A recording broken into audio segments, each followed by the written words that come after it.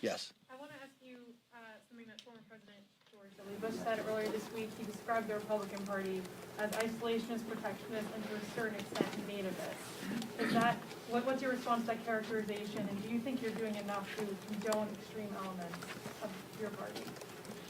Well, let's take, you got two questions in there, right? If I refer to correctly. If I looked at the last election, the Republican Party in Congress, if you're looking at Congress, has elected more women than at any time in the history of the Republican Party. We broadened our party with the number of minorities as well. Every single Democrat that lost 15 lost to a Republican woman or a Republican minority. So the description that I've heard you say seems quite different than what reality is playing out today. I think my record stands for itself. I removed Steve King from committee. When I landed from a flight last week reading Punch Bowl News, I put a tweet out right then.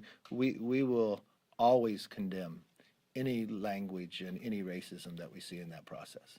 Yes? You guys have made a big deal about suspension votes in the last You few guys. weeks.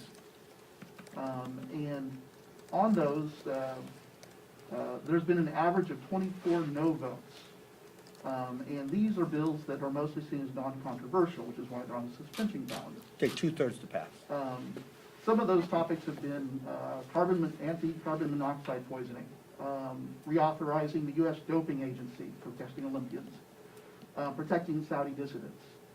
Do you fear that having a portion of your conference, about a tenth of it, consistently voting for things that the rest of the House seems to see as non-controversial, makes your party look more radical?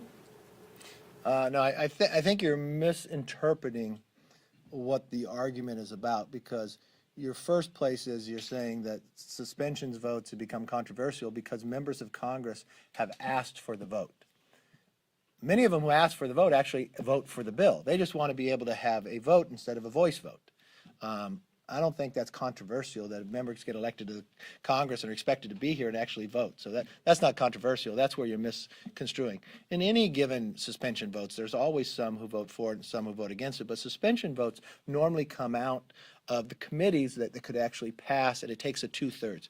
You can't amend it and others. But you need to speak to each person individually. Sometimes it comes about funding. Is it too much money? Sometimes about something else. There's always a rationale and a reason behind it, but I think you're misconstruing what the controversy is. The controversy is, should a bill pass the floor of the House by a simple voice vote, but if you're elected, should you actually vote on the bill itself? And that's where people have a difference of opinion in some within my conference. The average no votes for Democrats have been less than 1. Well, let's see. The average Democrat vote, the Democrats are in the majority. They control the committees. They set a rule that no bill up until April go through committee, so they're pretty much writing it. So I don't see a problem. A bill can have a really nice name, but if you ever read through a bill itself and you give all the power to Democrats, I think there'd be a lot of no votes. Yes, you've been very eager today. Do you think the Capitol Riot Commission should look at political violence more broadly, even events that had nothing to do with what happened here on January 6th? I think there's a lot of things that happen. It's not just on January 6th. We had on Good Friday an officer get killed. I think if you're going to have a commission, you should look at the whole broad spectrums. We just went through a whole summer of riots throughout this city. We should grasp that as well. Yes? Sir, do you have any idea who is going to give the Republican response? Yes. Can you tell us? No. Can you give us a hint? No. Are you just a House member? How its selection goes, the leader in the Senate, the Republican leader in the Senate, and the Republican leader in the House work together, and we selected the person more than a month ago. Yes. Mr. McCarthy, you said that you spoke yesterday with the former president. What was the gist of that conversation? Oh, I talked to him on the phone. We talk quite often. I was talking. He was just on television the night before. I was keeping him an update. Julia Letlow had gotten sworn in just a few days prior. You know, that changes the outcome of the percentage of votes that you need on the floor. He was very instrumental in helping her win in a primary where the Democrats did not. Because in Louisiana you have these jungle primaries, and we actually won the race earlier. And Julia Letlow, her husband Luke had won the seat and caught COVID and passed away before being sworn in. She is an amazing individual. Her background, PhD, when it comes to education and agriculture. And in the polls, 12 people were running. It's almost mathematically impossible to win this in a primary. And her polling was about 41%. And I talked to the president prior, and it was about 2 weeks away before the election. And I was talking to him about Julie, and he knew Luke as well, and he wanted to get involved. And when he got involved, it kind of shifted the race, and she ended up winning by 65% of the vote. He was very vested in, like many of our races in the last that we were able to win. I mean, just since you're all reporters, you want to make sure you always have the facts right. I know you asked a question earlier about President Bush, and I'd like to have a discussion with him to understand what his feelings are. I want to know that it's not within Congress, because this was the first time since 1994 that no Republican incumbent lost. Not one Republican incumbent lost.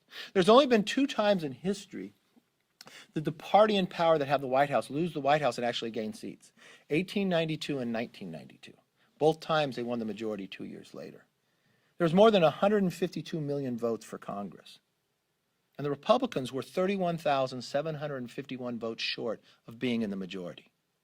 Now, put that with everything and all the questions you asked me the month before the election. The number one question you would ask me is, what's going to happen after I lose 15 seats? Could I still be leader after 15 seats? Not one of you would ever give the premise of the idea that Republicans would even in 1 seat. Then what happened was, you listened to Speaker Pelosi, who told you that she was going to not only keep the majority, she's going to win the majority for the next generation. You had Steny Hoyer stand up here as majority leader and tell you they were going to win 15 seats. They had the number right, the party wrong. So I think history is a little different here. And I think what you're seeing coming out of the floor of this House, that they understood what happened in that last election. They understand what's going to happen in the next one. So what they're proposing is not something that puts more people back to work. When you're the majority party, you control what bill is going to be H.R. 1, the most important bill of your majority. We had just gone through a pandemic, 10 million people out of work, millions of children have not been back in school in more than a year, and their H.R. 1 was about changing the election law to protect themselves, to continue to get elected. Then they wanted to pack a court. Now they want to change a state. I don't know how many of those 10 million are not getting elected because they won't do their work. Then they created something on day one by an executive order. They created a crisis at a border. If you go to California, along the border in California, there is a fence that is open. That the mechanism broke, but it cannot be fixed because of the president's executive order. One side's Mexico, one side's the United States. So you have to park a truck there. When I went to El Paso, along the border, to a new processing facility that we built under the Trump administration, and this government, we built it larger than we'd ever think we'd need it, 98,000 square feet. It met capacity that first day I was there. That meant 120 border agents could not be on the border protecting. I went up to Monument 3 to view it for myself, and I asked the border agents the question. They told me that they were capturing people, not just from Central America, but are on our terrorist watch list from Yemen. When I announced that at a press conference, you would think policymakers would say, oh my God, we need to protect our nation. Gallego, congressman on the other side of the aisle, called me a liar, challenged me on Twitter because he has the same approval for security clearance as I do. You had another Democratic congresswoman said I wasn't telling the truth. Day later, when they get the truth, maybe because of COVID and distancing and separation, they haven't been able to get close enough to apologize. They don't have to apologize.